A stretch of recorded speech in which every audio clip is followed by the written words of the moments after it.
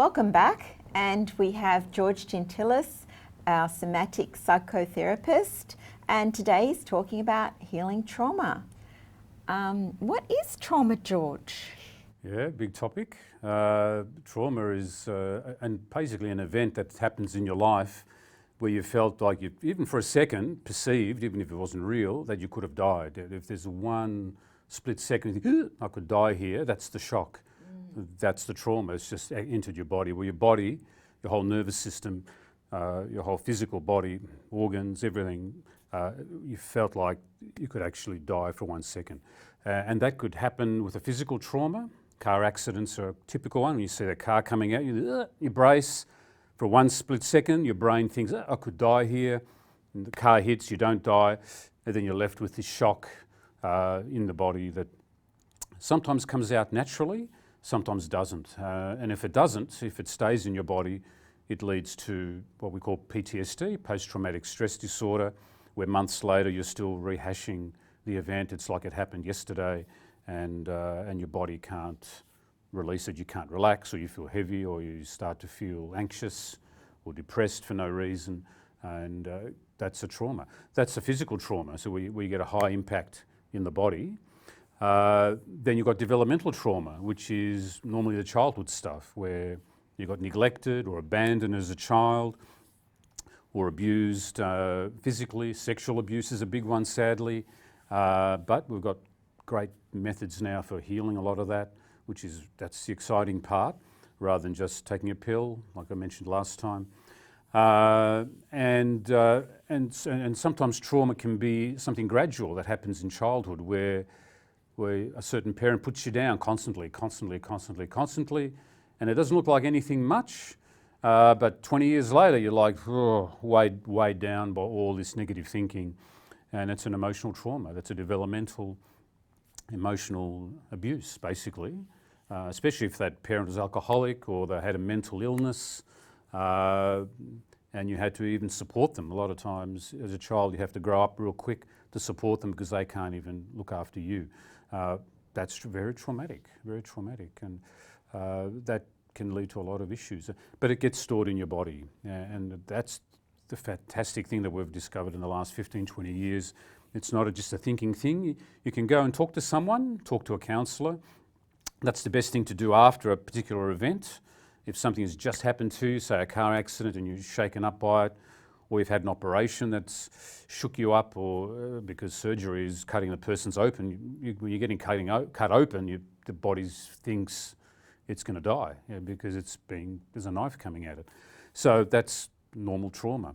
But if months go by and you're still weighed down by it, and you've all of a sudden all these different things start to happen in your life, reactions, you start getting sick easier, you're not sleeping properly.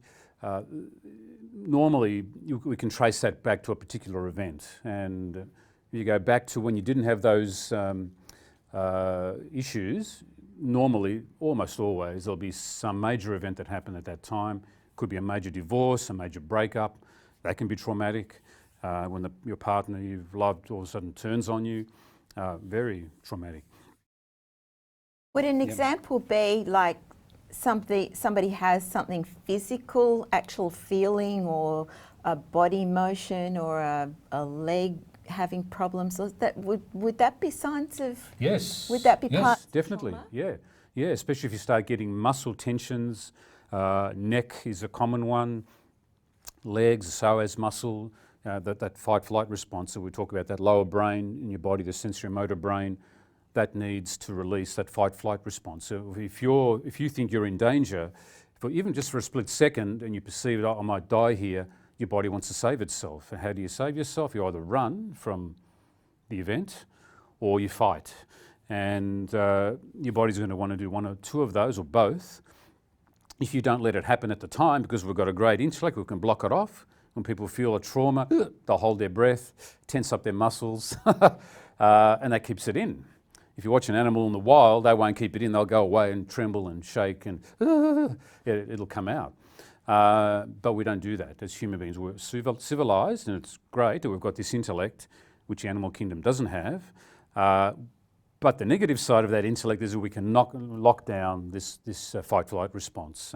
So really what you want to do is allow your body to move and let out that fight-flight response. And it comes out as trembling, shaking, twitches, jolts, which is why it's very important to go to the gym. You got to go. That's the fight response when you do resistance training or boxing or lifting dumbbells. You need that exercise where your body can feel like it's pushing, and then your nervous system feels like, now I'm safe. I can push away, and your body gets a chance to save itself. Basically, your body hasn't saved itself. You may have intellectually. You may have rationalised, the event happened in the past, and you'll have friends around you telling you get over it, and you think, I can't get it, I'm trying to get over it, but you've got all this weight in your body, and what it is uncompleted fight-flight response. So going to the gym is critical. Everyone should be going to the gym and doing something physical. Walking helps, little short bursts of runs. Interval training is great. Even for 30 seconds on a stationary bike, go flat out, and your nervous system can release that flight response, and then it relaxes, and then you sleep like a baby, sort of thing. Right. Yeah, very important. Right. Very important. And what would it be a bit of advice for our viewers about if they did observe trauma or feel it for themselves? Yes, if you've had a trauma, or even watching a movie on TV, a horror movie, and it traumatised you, you've got to come back to your body, because not only is that fight-flight response blocked off, but people dissociate. So people leave their body and they feel like they're living up here, or living to the side of the body if it's a real high-impact problem, high-impact accident, or if you had a lot of bullying at school. You really want to start to come back into your body again. And a good way of that is just to pat your body, to feel it, breathe under your hand, and go out around your whole body, and just start to get a sense of, I'm back in my body again. And as you come back into it, you'll get little jolts, little twitches, little shakes. That's good. Right? That's not bad. Doesn't mean there's something wrong with you. That's really good, because your nervous system's finally, that lower brain is finally getting to, finally relax, shake, shake, shake, relax, shake, shake, shake, relax, and just recover. You get peace of mind comes back, and the weight lifts, because your nervous system isn't trying to run or fight. Very important.